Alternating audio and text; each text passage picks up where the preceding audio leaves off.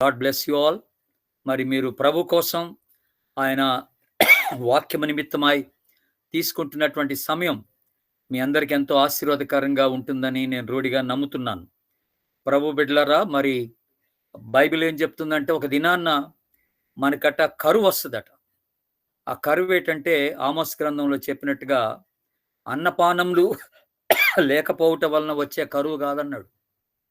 అది దేవుని వాక్యము వినకపోవటం వలన వచ్చే కరువు అన్నాడు. కనుక a day will come when we do not get the word of God. ఈ దేవుని వాక్యము దొరకనటువంటి దినాలు వస్తాయట. కనుక అప్పుడు చాలా ఇబ్బందులు పాలవుతాం. మనం చదవాలనుకున్న వాక్యం దొరకదు, వినాలనుకున్నా వినపడదు. దేవుని బిడ్డలారా, అలాంటి పరిస్థితి రానై ఉన్నది అంటున్నాడు. కనుక ఇప్పుడైతే బహు స్వేచ్ఛగా మనము వాక్యాన్ని ధ్యానం చేసుకోవడానికి, వాక్యాన్ని చదువుకోవడానికి, చేతిలో పట్టుకొని ధైర్యంగా బయటికి వెళ్ళడానికి బైబిల్ మనకెంతో దేవుడు స్వేచ్ఛను ఇచ్చాడు, ఈ అవకాశం ఇచ్చాడు. కనుక ఈ అవకాశం ఉంటున్నప్పుడే ఈ అవకాశాలని మనం సద్వినియోగం చేసుకోవాలి. కనుక ప్రియులైన మీరందరూ కూడా ఈ రీతిగా ఈ సమయాన్ని సద్వినియోగపరచుకుంటూ ప్రభు సన్నిధికి రాగలుగుతున్నందుకు మరొకసారి మిమ్మల్ని అందరినీ అభినందిస్తూ ఉన్నాను. మనకి పోయిన వారం మరి రవికుమార్ గారు మన మధ్య అపోస్తల కార్యం గ్రంథాన్ని స్టడీ చేసినట్టుగా మనకు తెలుసు. మనము ఒక వారం ఓల్డ్ టెస్ట్మెంట్, ఒక వారం న్యూ టెస్ట్మెంట్ స్టడీ చేస్తున్నాం. కనుక పోయిన వారం నేను లేని కారణంగా మరి రవికుమార్ గారు స్టడీ తీసుకోవడం జరిగింది. వారు అపోస్తల కార్య గ్రంథాన్ని తీసుకున్నారు. దాన్ని బట్టి దేవునికి స్తోత్రం. ఈ రోజున మన ధ్యానం నిమిత్తమై మన బుక్ సర్వే చేస్తున్నాం. మనం డీటెయిల్డ్గా ఎవ్రీ బుక్ కాదు, కానీ ఒక్కొక్క పుస్తకం యొక్క విశ్లేషణ చూస్తున్నాం. 66 పుస్తకాల యొక్క విశ్లేషణ, the survey of 66 books of the Bible. కనుక 66 వారాలు 66 బుక్స్ కంప్లీట్ చేస్తాం. ఇది మన యొక్క ప్రణాళిక. ఆ తదుపరి దేవుని చిత్తం అయితే ఆరోగ్యం బాగా ఉంటే మనం ఒక్కొక్క పుస్తకాన్ని డీటెయిల్డ్గా చాప్టర్ బై చాప్టర్ స్టడీ చేయడానికి ప్రభు కృప చూపిస్తాడని నమ్ముతూ ఉన్నాం. దేవుని బిడ్డలారా, ఆ సమయాల కొరకు కూడా మనం కనిపెట్టి వేచి ఉందాం. అలాగే ఈ రోజున ఎస్తేర్ గ్రంథం తీయండి దయచేసి. బైబిల్స్ ఉన్నవారు మీ నోట్బుక్స్ కూడా రెడీ చేసుకోండి, మీ పెన్స్ రెడీ చేసుకోండి. నోట్స్ మనం రాసుకోవాల్సి ఉంది. ఇది బైబిల్ సర్వే, బైబిల్ స్టడీ లాగా చేస్తున్నాం. ఓవరాల్ బుక్ స్టడీ చేస్తున్నాం. జస్ట్ వినడం కాదు, కానీ నోట్స్ రెడీ చేసుకోవడం బెటర్. కనుక మీరు ఆ రీతిగా సిద్ధపడి వచ్చినారని నేను నమ్ముతూ ఉన్నాను. ఎస్తేర్ గ్రంథం చాలా చిన్న పుస్తకమే. ఇందులో ఉన్నటువంటి ప్రధానమైనటువంటి ఒక ప్రత్యేకత ఏమిటనంటే, బైబిల్ మొత్తంలో ఒక 2 పుస్తకాలే స్త్రీల పేరిట రాయబడిన పుస్తకాలు ఉన్నాయి. ఒకటి రూతు గ్రంథం, మరొకటి ఎస్తేర్. రూతు గ్రంథం యొక్క ప్రత్యేకత ఏమిటి అనంటే, రూతు ఒక అన్యురాలి పేరిట ఒక బుక్ రాయబడటం అనేది అదొక ఆధిక్యత, అదొక ప్రత్యేకత. అలాగే ఎస్తేరు ఒక యూదురాలు, ఈమె పేరిట ఒక పుస్తకం రాయబడి ఉండడం అనేది కూడా ఒక ప్రత్యేకతే. కనుక ఎస్తేర్ గ్రంథాన్ని ఈ రోజున మనం చూడబోతున్నాం దేవుని బిడ్డలారా. అయితే ఈ ఎస్తేర్ అనే మాటకి అర్థం మామూలుగా అయితే నక్షత్రము అంటాం. స్టార్ అనేటువంటి ఒక అర్థం ఉంది ఈ మాటకు. యాక్చువల్గా ఈ బబులోను దేవత ఒక పేరుంది, బబులోను దేవతకు. ఆ బబులోను రాజ్యంలో ఉన్నటువంటి దేవతల్లో ఒక దేవత పేరు ఏంటంటే ఇష్తార్ అని ఉంది. ISHTAR అంటారు.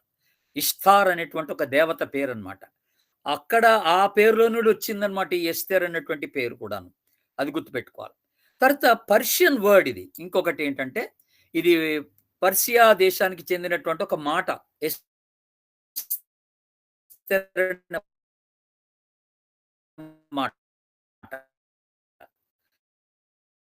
దాని అర్థం ఏంటంటే స్త్రీ అని అర్థం, అంతే. రెండవది ఏంటనంటే, ఒక స్త్రీ అనే పదాన్ని ఒక మాటకి అర్థంగా ఇచ్చాడు. పర్షియన్ వర్డ్ అనమాట అది. స్టారా అనేటువంటి మాట. పర్షియన్ వర్డ్ ఏంటంటే స్టారా అంటారు. అంటే స్టారా అనేటువంటి పదం ఇవ్వబడింది.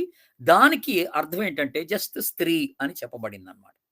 అయితే దేవుని బిడ్డలారా, ఒకటి మీరు గమనించాలి. మనం ఇంతకు ముందు ధ్యానం చేసుకున్నట్టుగా, మన ఈ యూదులు ఎప్పుడైతే వాళ్ళు బబులోన్ చెరలో 70 సంవత్సరాలు ఉన్నారు, వాళ్ళకి పిలుపు ఇవ్వబడింది. యెరూషలేంకి వెళ్ళి మళ్ళీ మీరు ఆ పడిపోయినటువంటి ఆ గోడలు లేకపోతే ద్వారాలు కట్టుకోవచ్చు అని అక్కడ సెలవు ఇవ్వబడినప్పుడు చాలా మంది యూదులు వెళ్ళిపోయారు.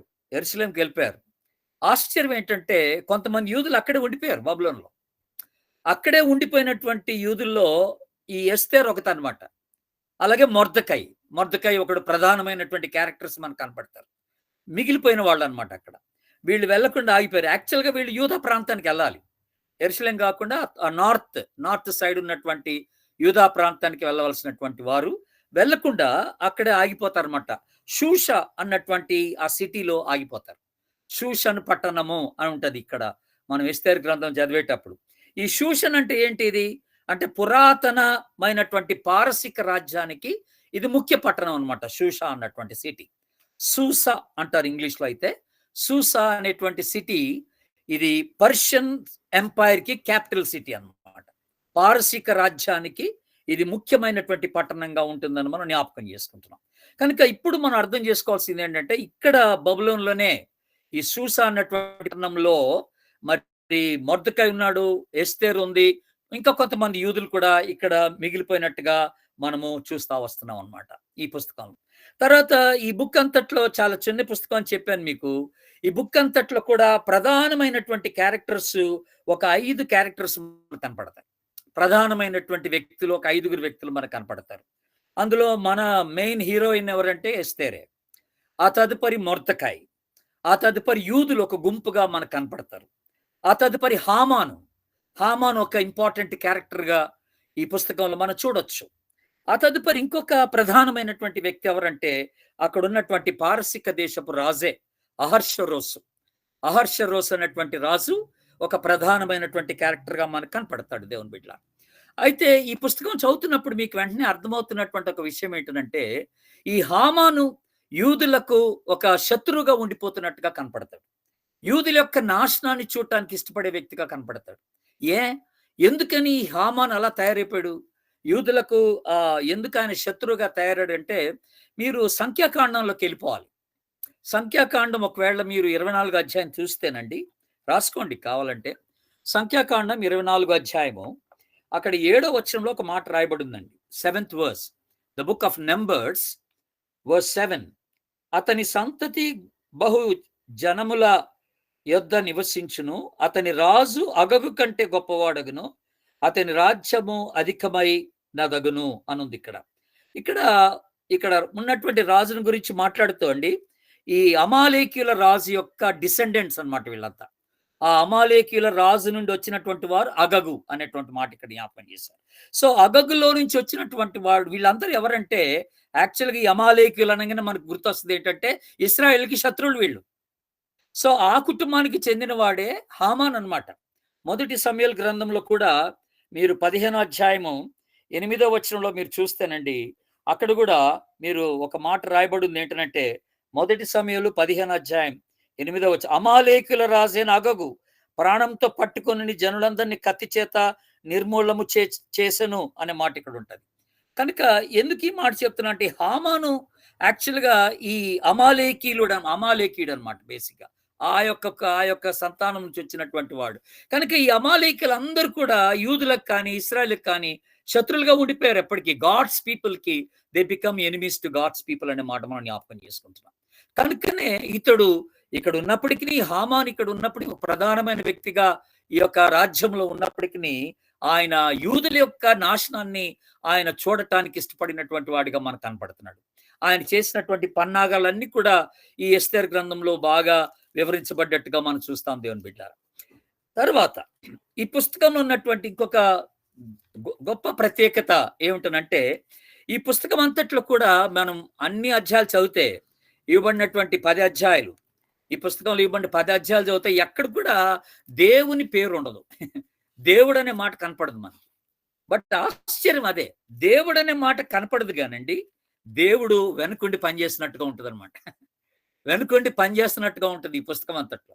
అంటే దీని ఇంగ్లీష్లో చక్కని మాట మనం మాట్లాడుకోవచ్చు. దీన్ని ఏం చెప్పొచ్చు అంటే God's name was not mentioned but God was not absent అనే మాట.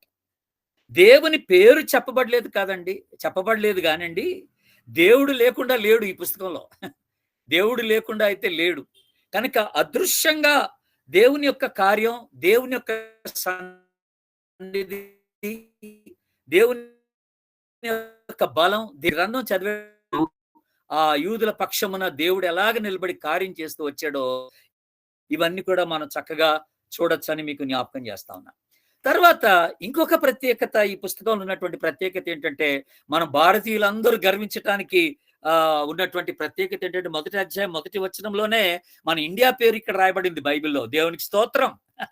మన ఇండియా పేరు బైబిల్‌లో రాయబడింది ఎక్కడరా అంటే, ఇది ఎస్తేరు గ్రంథంలోనే రాయబడింది. మొదటి అధ్యాయం మొదటి వచనంలోనే అహర్షరోషు దినములలో జరిగిన చర్యల వివరము అని చెప్తూ, హిందూ దేశం మొదలుకొని కూషు దేశం వరకు 127 సంస్థానములు అహర్షరోషు ఏరెను అని ఉంటది అక్కడ. 127 సంస్థానములు ఆయన కింద ఉన్నటువంటి కొన్ని ప్రావిన్సెస్ అన్నమాట ఇవన్నీ కూడా. వీటన్నిటిని కూడా ఆయన ఏలినాడు. ఎక్కడి నుంచి అంట, భారతదేశం మొదలుకొని హిందూ దేశం మొదలుకొని కూషి దేశం వరకు అనే మాట మనం జ్ఞాపకం చేసుకుంటున్నాం దేవుని బిడ్డలారా. అంటే దీని అర్థం ఏంటంటే, ఇక్కడ మనం గుర్తుపెట్టుకోవాల్సింది, మనకెంతో దేవుడు ప్రాముఖ్యత ఇచ్చాడు. మన దేశానికి ఎంతో ప్రాముఖ్యత ఇచ్చాడు. ప్రపంచంలో ఎన్నో గొప్ప గొప్ప దేశాలు, మరి రిచ్ కంట్రీస్ ఉన్నాయి. ఎంతో ఆస్తి కలిగినటువంటి, హోదా కలిగినటువంటి, పేరు ప్రఖ్యాతలు గాంచినటువంటి దేశాలు ఉన్నప్పటికీ ఆ దేశాల పేరు మరి ఇక్కడ మరి ప్రస్తావించకుండా చాలా మరి చిన్నదైనటువంటి మన దేశాన్ని ప్రభు జ్ఞాపకం చేసుకున్నాడంటే, భారతీయులమైనటువంటి మనం, ముఖ్యంగా భారత విశ్వాసులమైనటువంటి మనం ఎంతో గర్వించాలి, ఎంతో దేవునికి మనం స్తుతులు చెల్లించవలసినటువంటి వారమై ఉంటున్నామని కూడా నేను ఇక్కడ ప్రధానంగా నేను మీకు జ్ఞాపకం చేస్తూ వస్తున్నాను. దేవుని బిడ్డలారా, మొదటి అధ్యాయం చూడండి. ఎస్తేరు గ్రంథంలో మొదటి అధ్యాయము 3వ వచనాన్ని ఒకసారి మనం జ్ఞాపకం చేసుకుందాం. అక్కడ 3వ వచనం, తన ఏలుబడి యందు అహర్షరోషు చేసిన పని ఇది. తన ఏలుబడి యందు, ఫస్ట్ చాప్టర్ 3rd verse, తన ఏలుబడి యందు 3వ సంవత్సరంన తన అధిపతులందరికీ సేవకులకును విందు చేయించెను అనుంది ఇక్కడ. చూసారండి, ఇక్కడ ఏం మాట్లాడుతున్నాడంటే, మొట్టమొదటిగా ఇక్కడ రాజట ఓ గొప్ప విందు చేయించాడట. గొప్ప విందు. ఎవరిని పిలిచాడు? అధిపతులను పిలిచాడు, సేవకులను పిలిచాడు, పరాక్రమశాలను పిలిచాడు, గనులను పిలిచాడు, సంస్థానాధిపతులను అందరిని పిలిచేశాడు. ఈ గొప్ప విందు తయారు చేశాడు. ఈ విందులో ఉన్నటువంటి ప్రత్యేకత ఏమిటనంటే, మీరు 4వ వచనం చూడండి. ఈ విందులో ఉన్న ప్రత్యేకత ఏమిటో మీకు కనపడుతుంది. అతడు తన మహిమగల రాజ్యం యొక్క ఐశ్వర్య ప్రభావములను, తన మహాత్యాశయ ఘనతలను అనేక దినములు, అనగా 180 దినములు కనపరచను. What a statement it is. అసలు ఈ ఫీస్ట్ అండి, ఆయన ఏర్పాటు చేసినటువంటి విందు ఎందుకట, తన గొప్పతనాన్ని చాటించుకోవడానికి. అదే రాశాడు ఇక్కడ, తన ఐశ్వర్యమును, తన మహిమగల రాజ్యం యొక్క గొప్పతనాన్ని, ఆయన మహాత్యాశయాన్ని తెలియచేసుకోవడానికి కోసమట ఎన్ని దినాలు ఈ విందు చేశాడటండి? దాదాపుగా 180 దినములు విందు చేశాడట. అది ఎంత గొప్ప ప్రత్యేకత అంటే, ఈ విందు ఎన్ని ఎన్ని ఎన్ని రోజులు నడిచిందండి? ఎన్ని నెలలు నడిచింది? 6 నెలలు విందు జరిగింది. Can you imagine? ఒక రాజుగారు విందంటే మామూలుగా ఒక్క విందే చాలా వైభవంగా ఉంటది. ఆ విందంటే ఎన్నెన్ని రకాలైనటువంటి వంటకాలు చేస్తారు రాజుగారి విందంటే. మరి అలాంటిది ఇంతమంది అధిపతులను అందరిని పిలుచుకొని 120 సంస్థానంలో నుండి అధిపతులను, మరి అక్కడ ఉన్నటువంటి అధికారులను, ఆయన సేవకులను, పరాక్రమశాలులను, వీళ్ళందరినీ కూడా, గనులను పిలుచుకొని, ఇంపార్టెంట్ పీపుల్ అందరిని పిలుచుకొని కూడా పెద్ద ఫీస్ట్ ఏర్పాటు చేశాడు అనమాట. అప్పుడప్పుడు ఆయా కంట్రీస్ లో మనం వెళ్తుంటే, అక్కడ కంట్రీస్ లో చూస్తామండి, అంబాసిడర్స్ ఉంటారు, ఒక్కొక్క దేశానికి చెందిన అంబాసిడర్స్. ఫర్ ఎగ్జాంపుల్, ఇప్పుడు మన అంబాసిడర్ అమెరికాలో ఉన్నాడు అనుకోండి, భారత దేశ అంబాసిడర్ అమెరికాలో ఉంటే, ఈ అంబాసిడర్ కొన్నిసార్లు ఏం చేస్తాడంటే, అక్కడ ఉన్నటువంటి గనులకు, ఇంపార్టెంట్ వ్యక్తులకు, లీడర్స్ కి ఒక ఫీస్ట్ ఏర్పాటు చేస్తాడనమాట, ఒక బ్యాంకెట్ ఏర్పాటు చేస్తాడనమాట. దాన్ని బ్యాంకెట్ అంటాం మనం. ఆ బ్యాంకెట్ లో ఆయన చేసేది ఏంటంటే, ఈ గనులందరినీ, గొప్ప గొప్ప నాయకుల్ని, అధికారులందరిని పిలిచి అతడు వాళ్ళకి విందు చేస్తాడనమాట. అది ఏంటంటే, జస్ట్ తను ఉన్నానని చెప్పుకోవడానికి కోసమే, వేరేదేం లేదు అక్కడ. నేను ఒక అంబాసిడర్ గా మీ దేశంలో ఉన్నాను రా బాబు అని తెలియజేసుకోవడానికి కోసం, అప్పుడప్పుడు కాస్త అందరి గుర్తులోకి రావడానికి, అందరి మనసులోకి రావడానికి విందు చేస్తాడు. ఇక్కడ అహర్షరోషు రాజు అయితే తన గొప్పతనాన్ని చాటించుకోవడానికట 6 నెలలు విందు చేశాడట. దేవుని బిడ్డారా, what a feast it is. దేవుని బిడ్డారా, ఇది ఒక గొప్ప ప్రత్యేకత ఇక్కడ మనం చూస్తున్నాం. ఏ రాజు కూడా ఇన్ని నెలలు విందు చేసినట్టుగా మనకు తెలియదు. కానీ ఇక్కడ అహర్షరోషు రాజు అయితే మరి ఇన్ని నెలలు, 6 నెలలు, 180 రోజులు విందు చేసి తన ఘనతను చాటించుకున్నాడంట. ఇక ఆ తర్వాత మనం ఈ పుస్తకంలోకి వస్తే, ఎస్తేరు గ్రంథంలోకి వస్తే అండి, మెయిన్ థీమ్ ఏంటి? ఈ ఎస్తేరు పుస్తకం యొక్క మెయిన్ థీమ్ ఏంట్రా అంటే ద డెలివరెన్స్ ఆఫ్ జ్యూస్. అదొకటే మనం పెట్టుకోవాలి. యూదుల యొక్క విమోచన అని రాసుకుంటే సరిపోతుంది. అదే ప్రధానమైనటువంటి అంశంగా ఇక్కడ కనపడతా ఉంటది మనకి. మనం ఏ చాప్టర్ చదివినా గూడా ఎస్తేరు గ్రంథంలో. ఏమిటంటే యూదుల యొక్క విమోచన. The deliverance of juice. ఇందులో కొన్ని ప్రధానమైనటువంటి ఒక 4 మనకి మూల వాక్య భాగాలు 4 ఉన్నాయి ఈ పుస్తకంలో. ఒకటి 2వ అధ్యాయం చూడండి దయచేసి. 2వ అధ్యాయము 15వ వచనం. 2వ అధ్యాయం 15వ వచనం. మొర్దెకై తన కుమార్తెగా స్వీకరించుకొనిన తన పినతండ్రి అయిన అబీహైలు కుమార్తెగు ఎస్తేరు రాజునొద్దకు వెళ్ళుటకు వంతు వచ్చినప్పుడు స్త్రీలను కాయు రాజు యొక్క షండుడైన హేగే నిర్ణయించిన అలంకారము గాక ఆమె మరి ఏమీయూ కోరలేదు. ఎస్తేరును చూచిన వారందరికీ ఆమె యందు దయ పుట్టెను. ఒక అనుకోని రీతిగా ఇక్కడ దేవుడు ఆమె పట్ల ఆ ఫేవర్, దయ అంటున్నాడు. She found the favour of many people in that Kingdom. ఆ రాజ్యములో ఆ రాజ్య ఆస్థానములో అనేకమైనటువంటి అధికారుల దగ్గర కూడాను ఎస్తేరట అండి ఆమె దయ పొందినదై ఉండెను అనే మాట మనం జ్ఞాపకం చేసుకుంటున్నాం. కనుక ఇది ఒక ప్రధానమైనటువంటి మూలవాక్యంగా మనం తీసుకోవాలి మొట్టమొదటిగా. 2వ మూలవాక్యం మనకి ఎక్కడ కనపడుతుందంటే ఇది కూడా మనందరికి బాగా పరిచయమైన మాట. ఇది 4వ అధ్యాయం 14వ వచనం 2వ మూలవాక్యం. ద కీవర్డ్స్ అంటున్నాం మనం. కీవర్డ్స్ 4వ అధ్యాయం 14వ వచనం. నీవు ఈ సమయమందు ఏమీ మాట్లాడక మౌనంగా ఉన్న ఎడల యూదులకు సహాయము విడుదలయు మరొక దిక్కు నుండి వచ్చును గాని నీవును నీ తండ్రి ఇంటి వారును నశించుదురు. నీవు ఈ సమయమును బట్టియే రాజ్యమునకు వచ్చితివేమో ఆలోచించుకొనుమని చెప్పను. చూసారండి, ఇక్కడ మొర్దెకై ఎస్తేరుకి సెలవిస్తున్నాడు. అమ్మాయి, నువ్వు ఇక్కడ ఉన్నది ఓ ప్రత్యేకమైన ఉద్దేశంతో నువ్వు ఇక్కడ ఉన్నావు, గుర్తుపెట్టుకో. దేవుడు నిన్ను ఒక ప్రత్యేకమైన ఉద్దేశంతో నిన్ను ఏర్పరచుకొని ఈ యొక్క రాజాస్థానంలో తీసుకొచ్చాడు. యూదులకు విమోచన నీ ద్వారానే కలగవలసి ఉంటుందేమో గుర్తు చేసుకో. దేవుని యొక్క ప్రణాళికకి అడ్డుపడబాక. ఒకవేళ నువ్వు కాదంటే దేవుని యొక్క సహాయం, దేవుడు సహాయం మరొక దిక్కు నుండి తీసుకొస్తాడు, గుర్తుపెట్టుకో. ఇది దేవుడు నీకు ఇచ్చినటువంటి అవకాశం అని చెప్పి మొర్దెకై ఎస్తేరుకి జ్ఞాపకం చేస్తున్నాడు అనమాట. దేవుని బిడ్డలారా, ఇది ఒక మూలవాక్యంగా మనం తీసుకోవాల్సినటువంటి వాక్యం అని మీకు జ్ఞాపకం చేస్తున్నాను. ఆ తర్వాత 6వ అధ్యాయం 13వ వచనం. 6వ అధ్యాయం 13వ వచనం కూడా అది మూలవాక్యంగా మనం తీసుకోవాల్సినటువంటి మాట అని మీకు జ్ఞాపకం చేస్తున్నాను.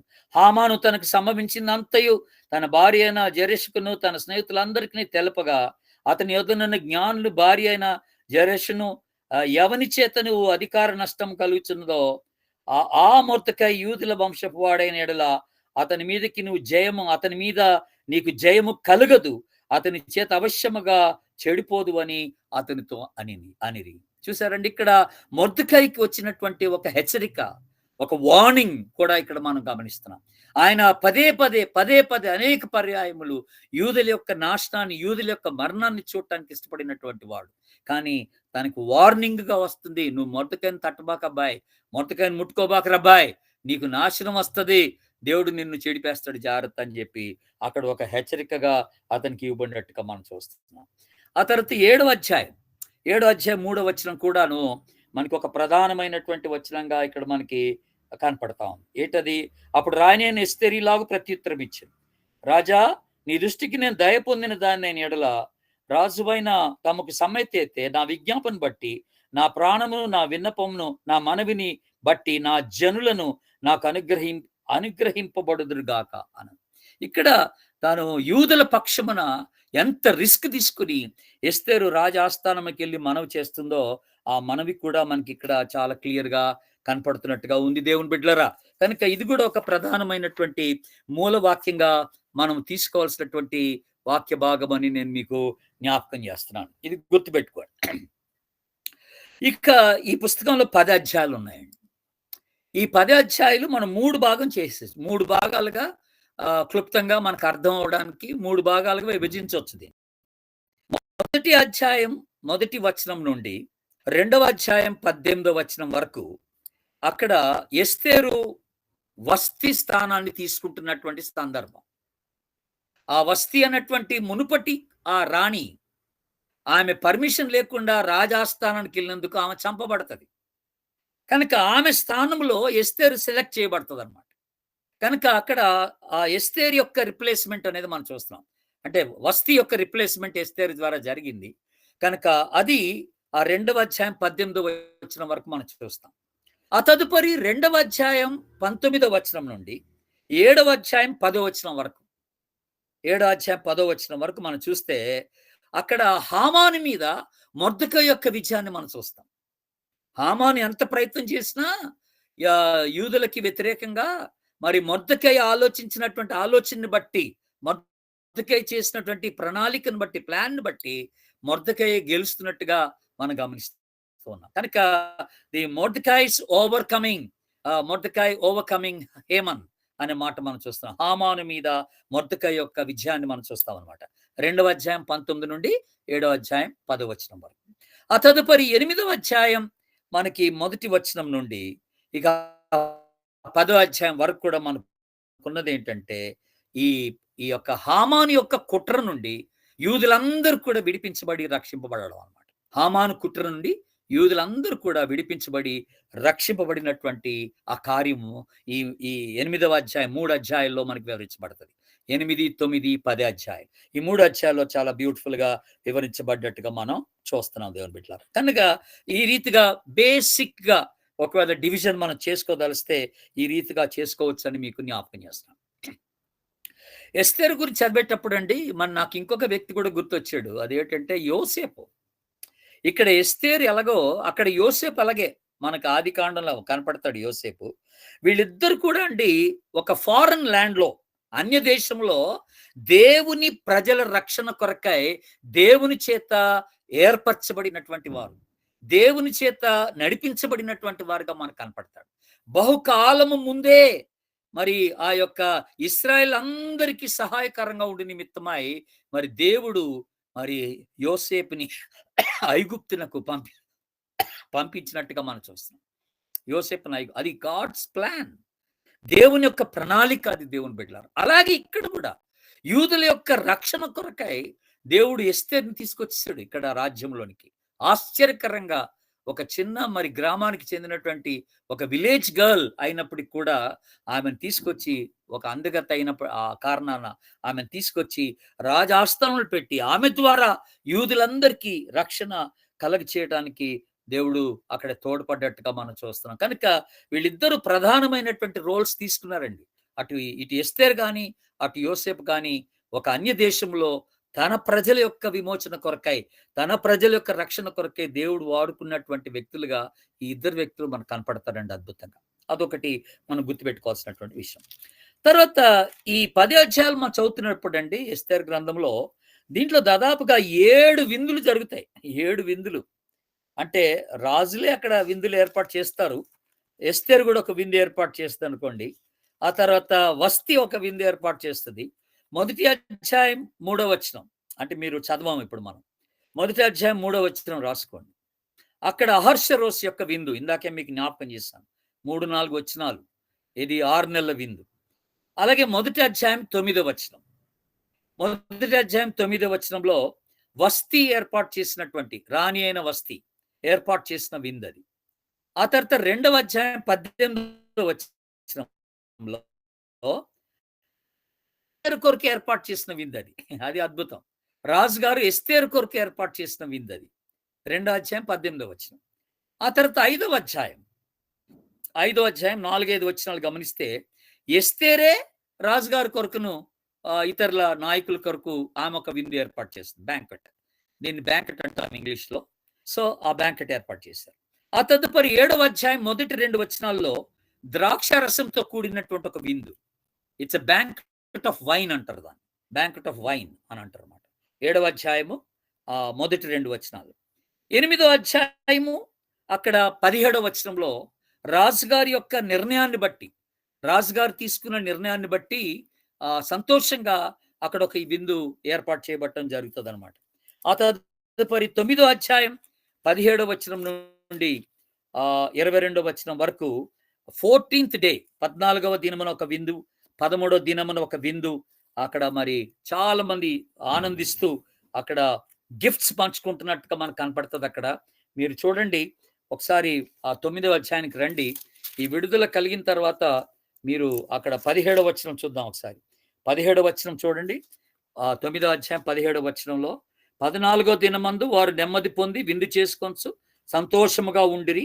సూచననందును యూదులు ఆ మాసమందు 13వ దినమందును 14వ దినమందును విందు చేసుకొనుచు సంతోషముగా ఉండిరి. కాబట్టి ప్రాకారములు లేని ఊళ్ళలో కాపురమున్న గ్రామస్తులైన యూదులు ఆదారు మాసం 14వ దినమందు సంతోషముగా ఉండి అది అది విందు చేయదగిన దినమును అనుకొని ఒకరినొకడు బహుమానములు పంచుకొనుచు వచ్చింది. So it's a very great day. ఇది ఒక గొప్ప దినముగా యూదులకు ఉండినటువంటి దినం అన్నమాట. ఆ యొక్క ఆ డిక్రీ అంతా మార్చబడి, ఆ శాసనం అంతా మార్చబడినటువంటి సందర్భంలో వాళ్ళు గొప్ప విందు చేసుకున్నారన్నమాట. కనుక మనం గమనిస్తే దేవుని బిడ్డలారా, మోస్ట్ ఆఫ్ దిస్ బ్యాంకెట్స్ అంటే ఈ యొక్క విందులన్నీ కూడా ప్రధానంగా ఏంటంటే ఇవన్నీ కూడానండి ఒక ఒక కుట్ర పన్నడానికి ప్లాన్ చేసుకోవడానికి రాజుగారు ఏర్పాటు చేసిన విందు. ఇవన్నీ ప్లాన్ చేసుకోవడానికి యూదుల యొక్క కుట్ర కోసం, యూదుల్ని ఎట్లాగా చంపడానికి కోసం వేసినటువంటి పన్నాగాలుగా మనకు కనపడతాయి. ఎక్సెప్ట్ ఎస్తేరు చేసిన విందు కానీ లేకపోతే వేరే విందు కానీ మనం చూస్తే మిగతా అన్ని కూడా అలాగే మనకు కనపడతాయి అన్నమాట. కనుక ఇక్కడ గుర్తుపెట్టుకోవాల్సింది ఏంటంటే యూదులు ఉన్నారు అక్కడ, బందీలుగా ఉన్నారు. ఉండి హామాను యొక్క చేతి కింద నలిగిపోయారు బాగా. హామాను వాళ్ళ యొక్క నాశనం చూడటానికి ఇష్టపడ్డారు. హామాను ఎవరికి సాదృశ్యంగా ఉన్నాడంటే సాతానుకే. కనుక ఆ యూదుల యొక్క నాశనాన్ని చూసేవాడు సాతానుడు అన్నమాట. పదే పదే కుట్ర పన్ని దేవుని ప్రజల యొక్క నాశనాన్ని చూసేవాడు ఎవడంటే సాతానుడు అనే మాట మనకి జ్ఞాపకం చేయబడుతున్నటువంటి మాట. దేవుని బిడ్డలారా, మరి ఇక్కడ కూడా మనం ఒకసారి కొలస్సీ పత్రికలోకి రండి దయచేసి. కొలస్సీ పత్రికలో ఒక చక్కని మాట మనం జ్ఞాపకం చేసుకుందాం. దీనికి సంబంధించినటువంటి ఒక మాట. కొలస్సీ పత్రిక 2వ అధ్యాయం చూడండి దయచేసి. 2వ అధ్యాయం 14-15 వచనాలు చదువుతున్నాను. అంటే 13, 14, 15 కలిపి ఉన్నాయి మనకి తెలుగు బైబిల్లో. చూడండి ఇక్కడ ఏమనుందంటే, మరియు అపరాధము వలనను శరీరమందు సున్నతికి పొందక యునుట వలనను మీరు మృతులై ఉండగా దేవుడు వ్రాతపూర్వకముగా ఆజ్ఞల వలన మన మీద రుణముగా మనకు విరోధముగా నుండిన పత్రములు మేకులతో సిలువ కొట్టి దాని మీద చేతి వేసను అని ఉంటది అక్కడ. కనుక చేతి రాతను తుడిసివేసను అని మాట చూస్తాం. కనుక మనకి ఆ యొక్క ఆ పత్రాన్ని, మనకి విరోధముగా రాయబడినటువంటి ఆ రుణముగా ఏర్పరచబడినటువంటి పత్రాన్ని తుడిపడేశాడట. అట్లాగే ఇక్కడ కూడా మరి రాజుగారిని ఎలాగలాగా మభ్యపెట్టి హామాను యూదులందరి నాశనము కొరకై ఆయన ఒక డిక్రీ, ఒక శాసనం రాయించి పెట్టేశాడు. కానీ దేవుని మహాకృపలో ఆ శాసనం అంతా కొట్టివేయబడింది. ఆ శాసనం అంతా కొట్టివేయబడ్డట్టుగా చూస్తాం. దానికి కారణం ఏంటి? దానికి కారణం ఏంటండి? ఎస్తేరు గ్రంథానికి రండి ఇప్పుడు మళ్ళొకసారి. దానికి కారణం ఏంటంటే చూడండి, 4వ అధ్యాయం ఎస్తేరు గ్రంథం 4వ అధ్యాయం. దానికి ఒక బలమైన కారణం ఉందండి అక్కడ. 4వ అధ్యాయం 16వ వచనం. ఎస్తేరు గ్రంథం 4వ అధ్యాయం 16వ వచనం చూడండి ఒకసారి. నీవు పోయి, మొర్దెకై అంటున్నాడు అనమాట ఎస్తేరుతో అంటున్నాడు, నీవు పోయి సూచనందు కనబడిన యూదులందరినీ సమాజ మందిరమునకు సమకూర్చి నా నిమిత్తం ఉపవాసం ఉండి 3 దినములు అన్నపానములు చేయకుండుడి. నేనును నా పనికత్తలను కూడా ఉపవాసముందుము. ఎస్తేరు మొర్దెకైతో చెప్తుంది అనమాట ఈ మాట. మరి నేనును నా పనికత్తులందరూ ఉపవాసం ఉంటాం. ప్రవేశించుటకు న్యాయ వ్యతిరేక్తముగా ఉన్నను నేను రాజునొద్దకు ప్రవేశించదును, నేను నశించెదను అన్నాను. ఎంత గొప్ప మాట అండి ఇది. కనుక ఇక్కడ కారణం ఏంటి? 3 దినాల ఉపవాస ప్రార్థన వీళ్ళ విడుదలకు దోహదపడిందని మనం జ్ఞాపకం చేసుకుంటాం.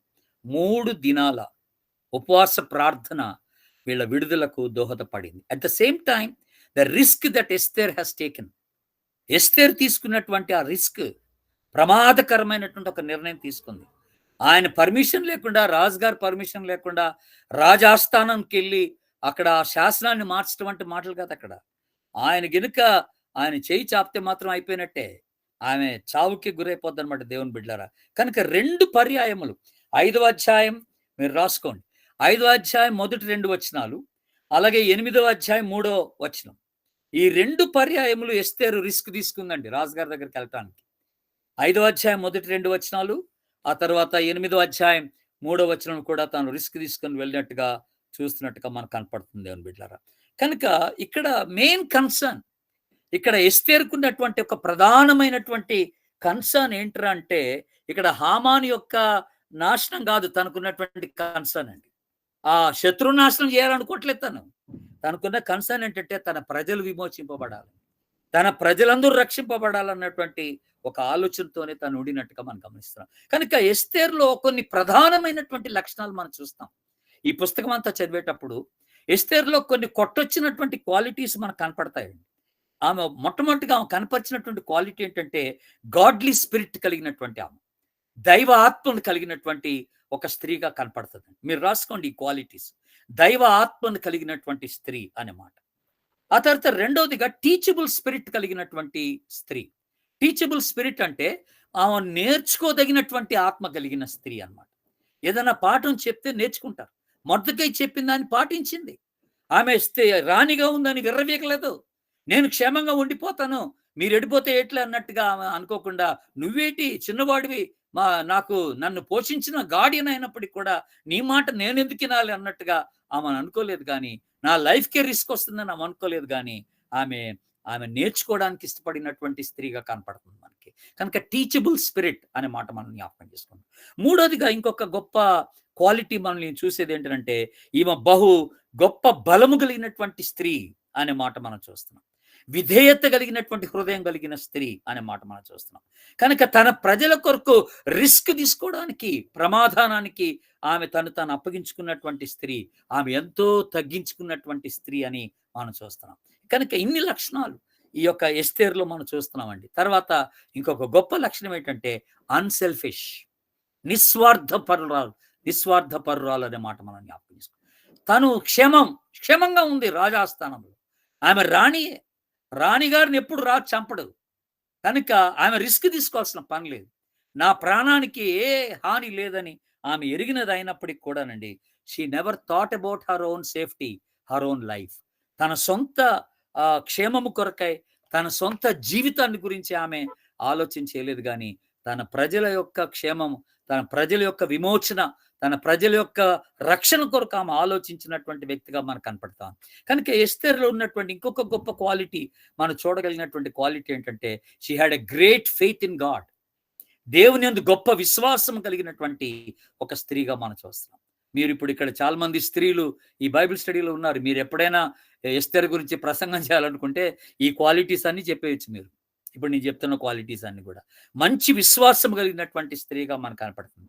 అలాగే ఇంకొకటి మంచి క్వాలిటీ ఆ ఎస్తేరులో మనం చూసేది ఏంటంటే, దేవుని యందు నిరీక్షణ కలిగినటువంటి ఒక చక్కని స్త్రీగా మనం చూస్తాం అనమాట. కనుక ఆమె యొక్క ఆరా అంటాం ఇంగ్లీష్లో, ఆమె కనపరుచుకున్నటువంటి ఆ జీవిత విధానం, ఆమె కనపరుచుకున్నటువంటి లైఫ్ ఎట్లాంటిదంటే అందరి యొక్క దయను పొందుకుందనమాట. ఆ స్థానము రాజుగారి దయను కూడా పొందుకుంది ఆమె. చూసారా దేవుని బిడ్డలారా, రాజుగారి దయను కూడా తన ఐడెంటిటీని తెలియజేసుకుంది. నేను యూదురాలని చెప్పేసింది. తన ఐడెంటిటీని తెలియచేసుకొని ఆమె అందరి యొక్క మన్నన పొందుకున్నటువంటి ఒక గొప్ప సాక్ష్యం కలిగినటువంటి స్త్రీగా మనము ఆమెను చూస్తా ఉన్నాం దేవుని బిడ్డలారా. కనుక వాట్ బ్యూటిఫుల్ క్యారెక్టర్స్ అండి ఈమెలో, అంటే క్యారెక్టరిస్టిక్స్ ఈమెలో మనకు కనపడతా ఉంటాయి. ఇవి ఈ యొక్క పుస్తకం ఉన్నటువంటి ప్రధానమైనటువంటి విషయాలు దేవుని. అయితే ఇంకొకటి, ఇప్పుడు అప్లికేషన్ ఏంటి? ఇంతకీ మనం ఈ 10 అధ్యాయాలు చదివినప్పుడు నేను ప్రధానంగా ఈ 10 అధ్యాయాల్లో నేను మీకు చెప్పాను. ప్రధానంగా ఈ 10 అధ్యాయాల్లో నేను ఏమన్నానంటే, డెలివరెన్స్ ఆఫ్ జ్యూస్ అనేది మెయిన్ థీమ్ అని చెప్పాను నేను కదండి. డెలివరెన్స్ ఆఫ్ జ్యూస్, యూదుల యొక్క విమోచన అనేది మనకి ప్రధానమైనటువంటి అంశంగా కనపడతాం. మీరు ఏ చాప్టర్ చదువుకున్నా ఇంకా దాన్నే ఫోకస్ చేస్తూ మనకు కనపడుతుంది. మనం ఇంకా దాంట్లోంచి బయటకు వెళ్ళాల్సిన పని లేదు. కనుక ఇక్కడ మనం నేర్చుకున్నటువంటి కొన్ని అప్లై చేసుకోవడానికి, మన జీవితానికి అప్లై చేసుకోవడానికి కొన్ని విషయాలు ఉన్నాయి ఈ పుస్తకం చదువుతున్నప్పుడు. అదేంటంటే, ఒకటి, ఫస్ట్ ఆఫ్ ఆల్ ఇందాక నేను ప్రధానంగా ఇంకొక మాట చెప్పాను, నేను ప్రారంభంలో ఒక మాట చెప్పాను మీ అందరికీ. God was not mention but God was not absent అని అన్నాను నేను. దేవుని పేరు చెప్పబడలేదు కానీ దేవుడు కనపడకుండా లేడు అని చెప్పాను. దేవుడు లేకుండా లేడు అక్కడ, దేవుడు ఉన్నాడు, వాళ్ళ మధ్యలోనే ఉన్నాడు. ఈ పుస్తకం అంతట్లోనూ దేవుని బిడ్డలారా, అది చాలా గొప్ప సంగతి. కొన్నిసార్లు మన జీవితాల్లో కూడా దేవుని బిడ్డలారా, దేవుడు లేడు అనిపిస్తుంది. ఏంటి అసలు దేవుడు మాట్లాడలేదు అనిపిస్తుంది, దేవుడేం పట్టించుకోవట్లేదు అనిపిస్తుంది. అసలు నన్ను మర్చిపోయాడా ఏంటి అనిపిస్తుంది దేవుడు కొన్నిసార్లు. మనకు అలాంటి థాట్స్ వచ్చేస్తాయి కొన్నిసార్లు. గుర్తుపెట్టుకోండి. God is not God is only absent. అంటే God is only not seen but is not absent. ఆయన కనపట్లేదు అంతే. ఆయన లేకుండా పోలేదు. గుర్తుపెట్టుకోండి. ఆయన లేకుండా పోలేదు. జస్ట్ కనపడకుండా ఉన్నాడు అంతే. కనుక ఆయన కనపట్లేదు గనుక, ఆయన మౌనంగా ఉన్నాడు గనుక, ఆయన స్వరం నీకు వినపట్లేదు గనుక ఆయన లేడు అనుకుంటే ప్రమాదమే. ఆయన లేడు అనుకుంటే ప్రమాదమే. There is no moment of life. మన జీవితంలో ఏ గడియ కూడా దేవుడు లేని గడి అంటూ ఉండదండి. అది గుర్తుపెట్టుకోండి దేవుని బిడ్డలారా. ఈ రాత్రి వేళ మీరు ఏ స్థితిగతులు గుండా వెళ్తున్నారో నాకు తెలియదు గానీ, మనం నేర్చుకోవాల్సిన గొప్ప పాఠం ఏంటంటే God is there with us, unseen presence of God. కనపడకుండా ఉన్నటువంటి దేవుని యొక్క సన్నిధి మనందరితో ఉందని జ్ఞాపకం చేసుకోవాలి. Praise the Lord. దేవునికి స్తోత్రం. మన దేవుడు ఒక్కడే అదృశ్యంగా మనతో ఉండగలిగినటువంటి వాడు. ఆత్మస్వరూపిగా మనతో ఉండి ధైర్యాన్ని ఇచ్చి మన పరిస్థితులు చూస్తున్నటువంటి దేవుడని మనం గుర్తుపెట్టుకోవాలి దేవుని బిడ్డ. తర్వాత రెండవదిగా మనం నేర్చుకోవాల్సినటువంటి ఒక అప్లికేషన్ ఏంటంటే, ఇక్కడ మనం చేసుకోవాల్సిన అప్లికేషన్ ఏంటంటే, we can always trust God. ఎలాంటి పరిస్థితులైనా సరే ఈ దేవుని యందు మనం నమ్మిక ఉంచగలం, ఉంచొచ్చు. ఈయన ఎప్పుడు మనల్ని వమ్ము చేయడు, మన విశ్వాసాన్ని వమ్ము చేయడు. అదే నమ్మారు ఇక్కడ. మొర్దెకై నమ్మింది అదే, ఎస్తేర్ నమ్మింది అదే, యూదులు నమ్మింది అదే. 3 దినాలు ఉపవాసం ఉండి ప్రార్థన చేశారు. ఈవెన్ ఇలాంటి క్లిష్ట పరిస్థితిలో రాజుగారు శాసనం రాసేసినప్పటికి కూడా అది లాస్ట్ మినిట్ లో ఆ శాసనం మార్చగలిగినటువంటి గొప్ప రాజు అనుకున్నాడు, రాజులకు రాజు అనుకున్నాడు అని వాళ్ళు నమ్మేశారు. We can always trust God అనే మాట మనం జ్ఞాపకం చేసుకున్నాం ఈ పుస్తకం చదివేటప్పుడు దేవుని బిడ్డలారా. తర్వాత ఇంకొకటి మనం గుర్తుపెట్టుకోవాల్సింది ఏంటంటే, గాడ్ ఆల్వేస్ ఓవర్కమ్స్ ఈవిల్. ఎప్పుడు కూడా దుష్టుని మీద దేవుడు విజయాన్ని సాధిస్తాడు. హామాను దుష్టుడే. తన ప్రజలకు దేవునికి విరోధముగా ఎప్పుడు పన్నాగాలు వేస్తూ వచ్చినాడు. బట్ హామాన్ గెలవలేదు ఎన్ని పన్నాగాలు వేసిన. సాతాండు కూడా గెలవడండి. సాతాండు మన పైన ఎన్ని పన్నాగాలు పన్నినా God will always take victory over him అనే మాట జ్ఞాపకం చేసుకుంటాం. కనుక దేవుడే విజయాన్ని సాధిస్తాడు తొదకు అనే మాట. కనుక మనం గుర్తుపెట్టుకోవాల్సింది ఏంటంటే ఇంకొకటి, God is the sovereign ruler అనే మాట. ఆయన సార్వభౌమ, ఆయన అధికారి అనేటువంటి మాట మనం జ్ఞాపకం చేసుకుంటాం. అధిపతి అనే మాట మనం జ్ఞాపకం చేసుకుంటున్నాం. కనుక ఇంపార్టెంట్ థింగ్ ఏంటి ఇక్కడ? ఇంతకీ ఇంపార్టెంట్ థింగ్ మనం వీటన్నిటిలో నేర్చుకునేటువంటి ఒక ప్రధానమైనటువంటి విషయం ఏంటంటే దేవుని బిడ్డలారా, మన పరిస్థితులకి దేవుని యొక్క హస్తానికి మధ్య మనము తీసుకునేటువంటి నిర్ణయం చాలా ఇంపార్టెంట్. మనం ఎదుర్కొంటున్న పరిస్థితులకి మన పైన ఉన్నటువంటి దేవుని హస్తానికి ఈ మధ్య మనం తీసుకునేటువంటి నిర్ణయాలు very important. Based on what? దేన్ని ఆధారం చేసుకొని మన నిర్ణయాలు తీసుకుంటున్నాం? విశ్వాసాన్ని పోగొట్టుకొని వేరే వాటి మీద ఆధారపడుతున్నామా? మనుషుల మీద ఆధారపడుతున్నామా? అధికారుల మీద ఆధారపడుతున్నామా? లేకపోతే నా దేవుడు నమ్మదగినోడు, లాస్ట్ మినిట్లో కూడా పరిస్థితిని తారుమారు చేయగలిగినటువంటి దేవుడని అలాంటి ఒక గొప్ప విశ్వాసంతో మనం ముందుకు వెళ్ళగలుగుతున్నామా లేదనేది ఆలోచన చేసుకోవాలి. అండ్ దెన్ ఫైనలీ ఇంకొక మాట ఇక్కడ మనం జ్ఞాపకం చేసండి, God cared for his people as an unseen person. అదృశ్యంగా దేవుడు తన ప్రజల్ని కాపాడుతూ వచ్చాడు అనమాట. ఎంత చక్కని మాట! అదృశ్యంగా తన ప్రజల్ని కాపాడుతూ వచ్చాడు. ఎన్నో పర్యాయములు మనం ఇప్పుడు దేవుడు కనపడ్డు మనకు రోజు. But do you think God is absent? No. మన ప్రతి పనిలో దేవుడు మనతో ఉన్నాడు. కిచెన్లోకి వెళ్ళినప్పుడు దేవుడు ఉంటాడు, సూపర్ మార్కెట్కి వెళ్ళినప్పుడు ఉంటాడు, స్కూల్కి వెళ్ళినప్పుడు, కాలేజ్కి వెళ్ళినప్పుడు, ఆఫీస్కి వెళ్ళినప్పుడు, నువ్వు ఎక్కడ ఏ స్థితిగతులు గుండా నువ్వు ప్రయాణం చేస్తున్నా దేవుని సన్నిధి నీతో ఉంటుందని జ్ఞాపకం చేసుకో. అందుకని దావీదు చక్కని మాట అంటాడు, గాఢాంధకారపు లోయలో నేను సంచరించినను ఏ అపాయమునకు భయపడను, ఎందుకంటే నీవు నాకు తోడై ఉన్నావు అంటాడు. You are there. నీవు నాకు తోడై ఉన్నావు. ఎక్కడ? ఆ గాఢాంధకారపు లోయలో నీవు నాతో ఉన్నావు అంటాడు. కనుక there is no place, there is no situation where God is absent. దేవుడు లేకుండా ఉండేటువంటి ఏ పరిస్థితి లేదని నువ్వు జ్ఞాపకం చేసుకోవాలి దేవుని బిడ్డ. ఇది ఈ గ్రంథం అంతటి నుంచి మనం నేర్చుకోవాల్సినటువంటి గొప్ప సత్యాలు. అయితే దేవుని బిడ్డలారా, ఇక్కడ మీరు ఒక విషయం గమనించారు. 9వ అధ్యాయంకి రండి. ఇప్పుడు ఎస్తేర్ గ్రంథం 9వ అధ్యాయంలో ఒక చక్కని ఇంట్రెస్టింగ్ మాట ఇక్కడ రాయబడిన విషయాన్ని ఒకటి మీకు జ్ఞాపకం చేస్తాను. ఇక్కడ చూడండి, వీళ్ళు యూదులు అటండి ఇప్పటికీ, అంటే ఈ రోజు వరకు కూడానండి యూదులు ఏం చేస్తారంటే ఈ పూరిము అనేటువంటి ఒక పండగ చేసుకుంటారు. ఈ పూరీం అనే పండుగ రోజునట ఈ రోజు కూడాను, ఈ రోజు వరకు కూడాను యూదులు ఎస్తేర్ గ్రంథం చదువుతారట. ఎస్తేర్ గ్రంథాన్ని చదువుకుంటారంట ఒకసారి ఆ పూరీం అనే పండుగ రోజున. అయితే ఇక్కడ బైబిల్‌లో రాయబడిన మాట ఏంటో మీకు జ్ఞాపకం చేస్తాను. చూడండి 9వ అధ్యాయము 24వ వచనం నుండి మనము 32వ వచనం వరకు ఇప్పుడు అంతా మనం చూడాల్సిన పని లేదండి. అక్కడ పూరు అని రాయబడి ఉంది. అంటే పూరు అనే మాట అంటే దాని అర్థం ఏంటంటే పూరు అంటే అది చీట్లు వేయడం అనమాట. లాట్స్ వేయడం అనమాట. పూరు అనేటువంటి మాట. ఆ లాట్స్ వేసుకునేటువంటి దినం అనమాట అది. దేవుని బిడ్డలారా పూరీము అనబడెను. అంటే ఇక్కడ 26వ వచనంలో మనం చూస్తే అండి ఏమనుంది అక్కడ చూడండి అక్కడట ఏం చేశారంటే సంహరింపవలనని యూదులు శత్రువగు అమోతాదు కుమారుడైన అగాగీయుడునగు హామానును యూదులను సంహరింపదలచి వారిని నాశనపరిచి 24వ వచనం నిర్మూలం చేయవలనని పూరు అని చీటి వేయించగా ఫైనల్ గా హామాన్ యొక్క డిస్ట్రక్షన్ మనం చూస్తున్నాం.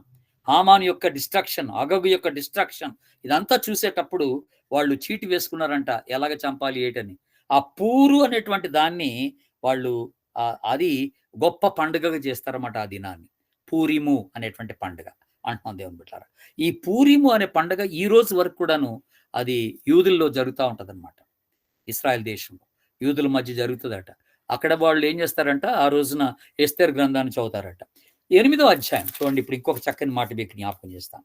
8వ అధ్యాయము వెరీ వెరీ ఇంట్రెస్టింగ్ థింగ్ ఇది. నేను ఇది చదివినప్పుడు చాలా ఆశ్చర్యపోయాను. 8వ అధ్యాయం 17వ వచనం. 8వ అధ్యాయం 17వ వచనం. రాజు చేసిన తీర్మానమును అతని చట్టమును వచ్చిన ప్రతి సంస్థానమునందు ప్రతి పట్టణమందు యూదులకు ఆనందమును సంతోషమును కలిగెను. అది శుభదినమని విందు చేసుకొనిరి. మరియు దేశ జనులలో యూదుల ఎడల భయము కలిగెను గనుక అనేకులు యూదుల మతము అవలంబించిరి.